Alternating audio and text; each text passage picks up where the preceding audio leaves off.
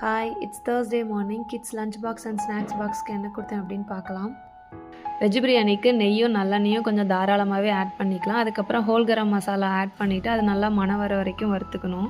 இந்த டைமில் வெங்காயம் ஆட் பண்ணி அது நல்லா கோல்டன் ப்ரௌன் வர வரைக்கும் நல்லா வதக்கிக்கணும். அதுக்கப்புறம் இஞ்சி பூண்டு பேஸ்ட் போட்டு அதனோட பச்சை வாசனம் போகிற அளவுக்கு நல்லா வதக்கிக்கணும். தக்காளி ஆட் பண்ணி நல்லா வதங்கினதுக்கப்புறம் வெட்டி வச்சிருந்த காய்கறியெல்லாம் ஆட் பண்ணிக்கணும். லாஸ்ட்டாக ஒரு கைப்பிடி அளவு புதினா கொத்தமல்லி ஆட் பண்ணி தயிர் ஒரு கரண்டி ஆட் பண்ணி உப்பு செக் பண்ணி பார்த்துட்டு ஒரு விசில் விட்டோம் அப்படின்னா சூப்பரான பிரியாணி ரெடி. ஸ்நாக்ஸ்க்கு ராகியில் இனிப்பு அடை செஞ்சுருந்தேன்.